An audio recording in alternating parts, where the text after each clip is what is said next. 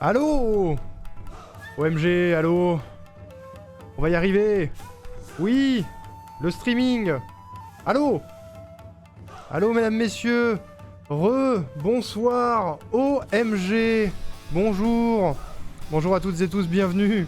Bienvenue pour ce live du 4 décembre 2023, 19h34. C'est une catastrophe. Ça a été une galère, pardon. Je devais lancer il y a 1 heure. Pour celles et ceux qui étaient là tout à l'heure, ça va. Mais j'ai eu une galère. J'ai eu une galère de dernière seconde. Parce que je ne sais pas pourquoi, mais mon karma en ce moment est absolument dégoûtant. J'ai lancé mon stream à 18h30 comme prévu. Et à ce moment-là, dans l'après-midi, j'avais lancé une machine. Une machine à laver comme tout un chacun finalement. Dans laquelle il y avait entre autres des peluches dans le tas. Je pense que c'est ça qui a causé un souci. Et quelques secondes avant le lancement du live, ma machine se termine. Du coup, je me dis, pendant l'écran d'attente, je vais l'étendre, comme ça c'est bien, ce sera sec vite.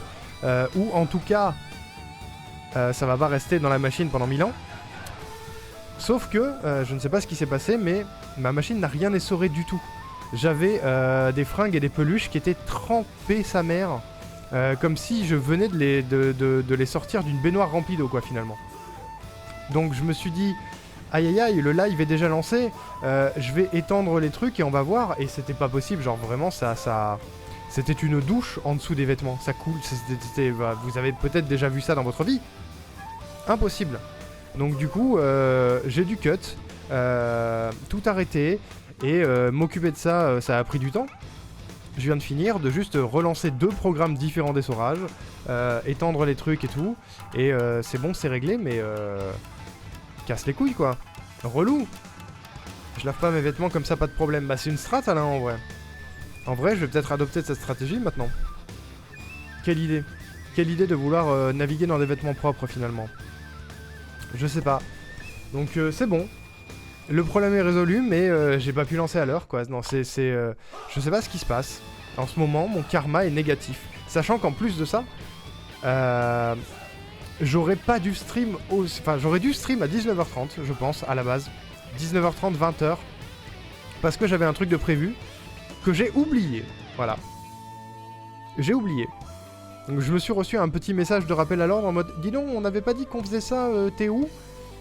Et trop tard. Genre, j'ai dit, j'ai zappé, pardon, et les gens ont déjà fait leur vie, en fait. C'est une catastrophe en ce moment. J'ai besoin de vacances, mesdames et messieurs. Voilà, j'ai besoin de vacances de tout, de la vie. Genre, globalement, là, je suis encore sous contrat avec mon taf actuel jusqu'à mi-décembre. Je ne bosse pas avec Moinel sur rendez-vous jusqu'à... Enfin, d'ici janvier. Là, ce week-end, il y a les 3 ans de la chaîne. Enfin, mes 3 ans sur Twitch, vendredi, samedi, dimanche. Après ça, je fais 1 semaine de stream basique, toute gentille. Et après, je pars en vacances jusqu'à janvier. Voilà. J'arrête tout, je coupe tout. Je coupe tout, je me repose pendant au moins 2 semaines. Et on se retrouvera en janvier. Mais voilà, donc cette semaine, normale. Si tout va bien, je devrais stream ce soir, mercredi soir. Et après, full le week-end parce que c'est les 3 ans. La semaine prochaine, pareil. Et puis après, vacances, quoi. Là, il faut des vacances parce que je suis partout et nulle part à la fois, efficace dans rien du tout. Voilà. C'est une catastrophe. Là, les jours avancent pour la préparation des 3 ans. J'ai encore plein de trucs à préparer. Et ça n'avance pas. Le seul truc qui avance, c'est, je sais pas si vous vous rendez compte, le décor derrière qui a changé un tout petit peu. Voilà. Comme je l'avais dit, comme j'avais prévu, j'ai dégagé la télé du cadre. Elle est plus loin et j'ai remis la bibliothèque qu'on avait avant. C'est ça que j'ai fait toute l'après-midi. Tout déplacé, tout débranché derrière, tout rebranché. J'ai cru que ma box était morte. Parce que en rebranchant tout, ma box internet est juste là derrière. On la voit pas, elle est pile dans mon dos. Et j'ai dû tout débrancher et tout rebrancher pour mettre la bibliothèque à la place. Sauf que en rebranchant, pas d'internet, rien du tout. Je me suis dit j'ai tout pété. Et en fait, en déplaçant les choses, j'ai appuyé sur un bouton et j'ai éteint non pas la box, mais le boîtier fibre. Faut savoir qu'il y a un bouton sur un boîtier fibre, je savais pas moi. Donc j'ai cherché tous les pourquoi du comment, et changer des câbles pour voir si ça venait d'un câble ou whatever. Ça ne venait pas d'un câble. C'est juste que j'ai appuyé sur un bouton qui n'a même pas deux positions. C'est un bouton poussoir où t'appuies dessus pour éteindre, t'appuies dessus pour allumer, mais ça a la même position. Et vu que je regarde pas mon boîtier fibre H24, je ne savais pas exactement ce que tu dois voir sur un boîtier fibre pour qu'il soit allumé. En fait, il y a des voyants. Je le savais pas, je le saurais. Donc ça marche. Normalement, vous me voyez, vous m'entendez, c'est fonctionnel, c'est possible. Voilà. Salut Lumo, comment ça va? Bonjour, bonjour. Bref, que des galères. Que des galères basiques, mais des galères quand même. Et nouveauté dans la vie de mon état de santé, depuis que j'ai les bagues, là, j'ai terriblement mal à la mâchoire.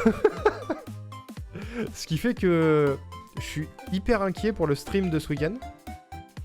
Parce que là, je me rends compte rien qu'en parlant là tout de suite depuis 10 minutes. C'est dur. Et je vais devoir parler pendant 40 heures de suite. Ça va être super. Mieux qu'hier. Qu'est-ce qui s'est passé hier, Lumo? Ça allait pas? Ça fait mal. Il paraît que c'est normal, hein. Il paraît que c'est normal. Vu que les bagues travaillent à fond sur mes dents et sur ma mâchoire, c'est normal. Mais bon. Je me repose très peu, donc ça vient probablement de là aussi. C'est une catastrophe. J'ai vomi 16 fois en 7 heures, mais what the fuck? Qu'est-ce que t'as chopé, Lumo? Quel enfer? 16 fois? Et tu vomis plus rien après? Si? La bonne gastro, ouais, j'imagine. Ça y est, c'est l'époque de la gastro. On a fini l'époque Covid, on passe sur l'époque gastro. Vous avez été Covidé, vous, d'ailleurs? Moi, oui. Ça sortait toujours à chaque fois, mais c'est incroyable, ça. Je sais pas ce que tu vomis après quand tu plus rien. Pardon pour les gens qui ont la phobie du vomi. Ma mère ne comprenait pas, mais tu es un puits sans fond de ressources, Lumo, c'est tout. À la fin, c'est des ondes positives que tu balancerais, c'est tout. Quel énorme faillot. Ce soir, on fait Mario Wonder, et probablement mercredi également. Si j'ai pas fini ce soir, l'objectif, c'est de se rapprocher le plus rapidement possible, mais sans forcer de la fin, parce que je rappelle que pendant les 3 ans, je baisse un peu la musique, pardon, pendant les 3 ans, on fait un speedrun de Mario Wonder. Voilà. Donc j'aimerais bien l'avoir terminé avant. D'habitude, on m'appelle comme ça pour autre chose. Oh, c'est hot, ça, monsieur. Petit coquin. Petit coquinou. Voilà, donc Mario Wonder. Notamment au resto à volonté. Pervers. Bah attends, tu cherches aussi. Tu cherches. Un puissant fond. Putain, resto à volonté, j'ai trop envie de me refaire un Jap à volonté. Ça fait des années que j'en ai pas fait. À l'époque, anecdote de vie perso. Un peu très perso d'ailleurs. Et encore ça va. Je sortais avec une fille à une époque, et oui, c'est arrivé, qui avait des TCA, notamment. C'est un détail, mais ça rentre un peu en compte. Et ce qu'elle adorait, c'était les buffets à volonté dans des restaurants japonais. On allait là-bas tout le temps. Et pourquoi c'est important? Parce que c'était... comment dire? On était sur quelqu'un qui ne gardait pas ce qu'elle mangeait, tu vois. Et du coup, le fait de manger beaucoup et de rejeter après, ça lui donnait un sentiment de « j'ai quand même pris les nutriments ». Ça marche pas comme ça, mais c'est un TCA, donc il n'y a pas de jugement à avoir là-dessus. Mais bref, du coup, ça fait des années que je ne suis plus avec cette personne, et ça fait des années que je suis plus allé refaire un buffet à volonté comme ça, quoi. Coucou Laetitia, comment ça va? Je suis en retard, Laetitia, c'est une catastrophe. Ma machine a fait des siennes. Bref. J'ai envie de me faire un buffet à volonté. Bien, et toi? Fatigué. Stressé. C'est ce que je disais là en début de live. En ce moment, c'est compliqué. Ça se ressent sur le rythme des streams. Hein. Mais tout se passe un peu en ce moment en même temps. Il y a mon licenciement économique, il y a mon changement de poste chez Rendez-vous, il y a... j'ai participé au déménagement de Rourou, j'ai bougé dans tous les sens, il y a des gens que je dois voir, des gens que j'ai pas vus depuis 1000 ans, du professionnel, je dois gérer Pôle emploi, du coup ça fait que j'ai pas le temps de stream en fait. Je suis en retard aussi, alors c'est pas grave, vive le buffet, je suis d'accord. Bon ça va, t'as rien raté Laetitia. J'ai raté plein de trucs. Ouais, alors... les deux trucs importants à retenir, c'est que je subis actuellement, et Togido également, un licenciement économique. Ce qui veut dire que notre contrat se termine mi-décembre. Mi-décembre, on n'a plus de taf. En parallèle de ça, j'ai ouvert une auto-entreprise pour pouvoir travailler avec Splash Team. Donc j'ai eu toutes les démarches de création d'entreprise et les démarches de fin de contrat avec ma boîte qui ne sont pas encore terminées. Normalement demain je devrais envoyer tous les papiers qu'il faut, blablabla. Et du coup il y a un peu cette espèce de transition, d'autant que le but c'est d'arriver à m'en sortir le mieux possible avec ce licenciement économique. C'est pas vraiment horrible pour ma part, parce que, comme vous le savez, j'en parle régulièrement, mais ça se passait pas très bien dans mon taf, j'étais pas très heureux. Et je comptais de toute façon m'en aller bientôt. Mais, du coup, ce licenciement économique, il y a un point positif et un point négatif. Le point positif, c'est que je vais toucher plus que si j'avais démissionné ou si j'avais eu une rupture conventionnelle. Je vais avoir le chômage plein pot. Parce que licenciement économique, on te donne une possibilité de réinsertion plus importante chez Pôle emploi, qui s'appelle le CSP. Et en fait, tu gagnes une allocation chômage plus élevée pendant 1 an. Parce qu'on te met en place plein de trucs pour que tu retrouves un travail rapidement. Et du coup, je vais conserver 75... Je vais avoir une allocation chômage qui correspond à 75% de mon brut. De mon salaire brut. Ça veut dire que je vais pas perdre beaucoup en salaire pendant 1 an. C'est pas une bad news, c'est une good news, le licenciement économique.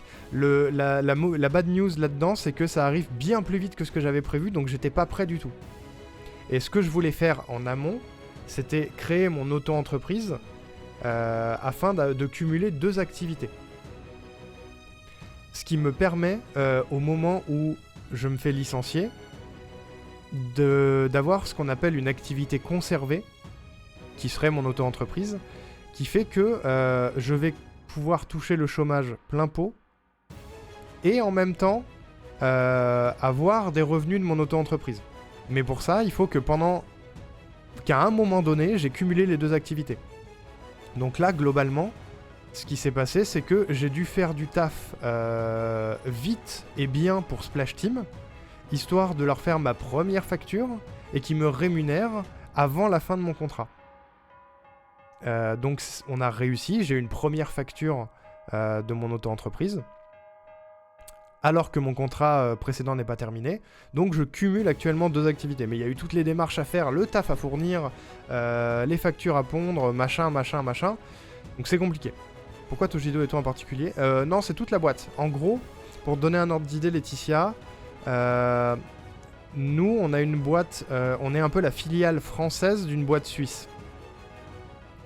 Il y a 5 ans de ça, avant que moi et Togido on soit embauchés, la filiale française a été rachetée par une boîte suisse. Et en fait, ils font un licenciement économique de à peu près 50% des effectifs, c'est hyper vénère. Et en fait, ils coupent la branche française. Tous mes collègues français, on se fait tous dégager. Donc il y a une quinzaine de personnes chez moi qui se font dégager. Voilà. Oui, ça annonce des belles choses. Alors en gros, Twitch ne marche pas en second taf pour Pôle emploi. Alors ça pourrait, mais pour le moment, les revenus que j'ai eu avec Twitch ne sont pas assez conséquents, entre guillemets, pour que ce soit rentable pour moi d'ouvrir une auto-entreprise. Maintenant, vu que je vais avoir et du taf dans le jeu vidéo et Twitch, peut-être que je vais cumuler les deux. Peut-être que je vais voir ce que je peux faire pour que les sous de Twitch aillent peut-être dans mon auto-entreprise ou un truc comme ça. Je ne sais pas encore. Vraiment, c'est des trucs, j'ai pas du tout inclus Twitch là-dedans parce que c'était déjà beaucoup de réflexion et beaucoup de pression tout le reste. Vente, t'es où? Mais Vente, il peut pas me générer un salaire à lui tout seul. Imaginez. Ma chaîne Twitch n'est pas assez grande pour que je puisse en vivre. Et ça n'arrivera probablement jamais. Il faut en être conscient de ça. Et oui, c'est vénère, Laetitia Axia, le licenciement économique est assez atroce et inhumain, dans le sens où, tu vois, nous, Togido et moi, on avait dans l'idée de se barrer, parce que ça se passait pas bien, et qu'on est Jones, et qu'on veut pas rester longtemps dans une boîte dans laquelle on est malheureux. Le truc, c'est que dans la boîte dans laquelle on est, y a des gens qui ont 15, 20, 30 ans d'ancienneté, donc pour eux, c'est vraiment un giga coup dur, quoi. D'autant que on a essayé de négocier une prime de départ supérieure à la prime légale, en mode, ben, vous nous licenciez, vous nous dégagez comme des merdes, allez-y, soyez au moins généreux. Que dalle, on a eu que dalle, rien du tout, c'est des gros rats, quoi. C'est des gros rats. L'enfer. Comment tu te sens? Ben, stressé. Fatigué, stressé. C'est ce que je disais, c'est pas une mauvaise nouvelle. C'est une bonne nouvelle en soi. C'est juste une nouvelle qui arrive trop tôt par rapport à ce que j'avais prévu. Enfin, trop tôt. C'est pas vraiment trop tôt, c'est inattendu. Et j'ai pas eu le temps de mettre en place tout ce que je voulais mettre en place avant. Donc je le fais dans l'urgence. C'est en soi que c'est stressant. C'est en ça que c'est stressant. Mais en vrai ça va, hein. Il se cache jusqu'à ce que ce soit le bon moment pour claquer le Kigou ce week-end. Ah peut-être, hein. Ouais, moi j'ai plutôt pensé, ah bah c'est pas trop tôt. Bah il y a un côté de c'est pas trop tôt, parce que ça fait 1 an et demi, 2 ans qu'avec Togido on n'est pas du tout content de ce qui se passe, et qu'on essaye d'améliorer notre condition, et qu'on a l'espoir petit à petit que les trucs s'améliorent. Ça s'améliore jamais. Donc on était, moi en tout cas j'étais sur le départ. Je commençais à voir avec Moinel comment c'était possible de régulariser la situation que j'avais par rapport à sa boîte. Le truc c'est que je peux pas forcément 100% compter sur Splash Team parce que ils sont dans un moment où ils recherchent des éditeurs. Donc c'est pas le moment d'engager du monde. Et c'est pas le moment de faire des factures dans le vent à des gens random si dans quelques mois ils peuvent pas éditer Rendez-vous. Donc le timing était pas incroyable. Le timing était pas incroyable. Moi j'étais plus en mode je vais me barrer. Mais si je peux me barrer mi-2024, c'est bien. Genre là, la situation actuelle faisait que j'avais pas besoin de m'investir énormément dans mon taf pour faire illusion. Et que j'avais un salaire confortable. Donc ça me laissait le temps de préparer mon auto-entreprise, voir comment ça pouvait marcher, faire les démarches et tout, regarder pour les ruptures conventionnelles, machin. Et là en fait on m'a dit c'est maintenant, c'est terminé maintenant. Donc ça fait un peu flipper. Disons que d'un côté tu te prépares à partir, mais là ça arrive à un mauvais moment, c'est ça. Ils cherchent plein de game designers à Montréal. Alors je vais pas bouger de Montpellier, c'est pas prévu. Normalement je devrais m'en sortir. J'ai réussi à peu près à faire les démarches qu'il faut. Il y en a encore qui sont en cours, mais j'ai à peu près réussi à faire les démarches qu'il faut pour m'en sortir convenablement. Et on va voir. On va voir ce qui se passe. Mais du coup, ça explique un peu pourquoi il y a beaucoup moins de stream en ce moment. Pourquoi quand je suis en stream, je suis extrêmement fatigué, que les cernes sont plus grosses que d'habitude. Après, c'est peut-être que les lumières ont un peu changé.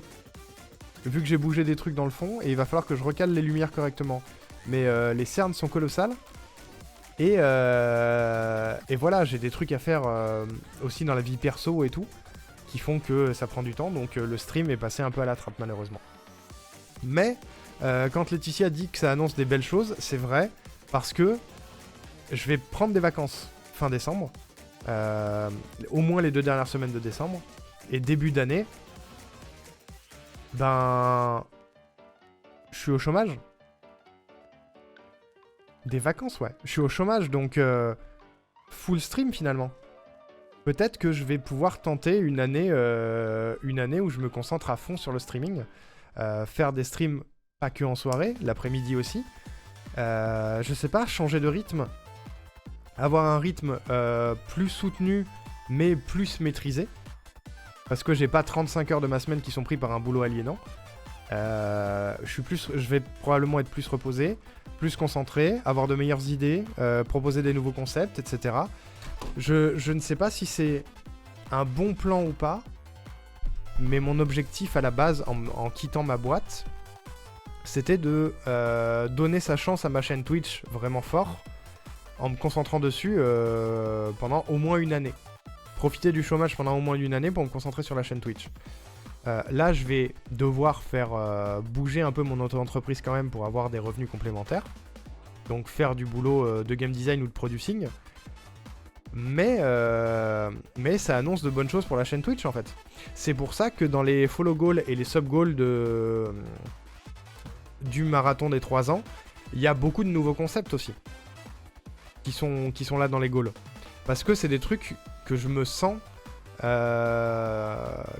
complètement d'assumer l'année prochaine, parce que j'aurai beaucoup plus de temps pour les préparer et pour les rendre intéressants et pour faire bouger la chaîne régulièrement, tu vois, tout bêtement là, sur ne serait-ce que les overlays et tout ça, on est sur 3 overlays, tu vois, on a une face cam dont je me sers plus, on a une capture, bonjour c'est Mario, et on a les opening, ending, pause, tu vois. Ce que j'aimerais, et ce que je veux essayer de mettre en place déjà pour les 3 ans, c'est d'avoir des scènes particulières en rapport avec le concept que je vais faire le jour J, tu vois. Ne serait-ce que travailler ça, retravailler les commandes de la chaîne, retravailler les émotes, retravailler l'ambiance, la soundboard, la playlist, la DA, le décor, les lumières, avoir le temps de faire tout ça. Parce que là, ça fait un moment, ça fait au moins un an et demi que ça a cette tête, depuis le lancement de ma nouvelle chaîne. Pas forcément en termes de décor, mais en termes d'overlay, de disposition et tout ça. Et que c'est toujours le truc que je laisse de côté parce que j'ai pas le temps de m'en occuper. Et que si je veux streamer et continuer à être présent et à être régulier sur la chaîne, bah je suis obligé de streamer. Et faire ce qui se passe à côté, c'est compliqué. Là, par exemple, la chaîne TikTok, elle est en complète pause parce que j'ai pas le temps de faire du montage. La chaîne YouTube, ça va parce que j'ai un rythme de production des VOD qui est relativement rodé maintenant, ça va très vite à faire. Mais la chaîne TikTok, le Instagram et tout, c'est complètement en pause en ce moment parce que j'ai plus de contenu.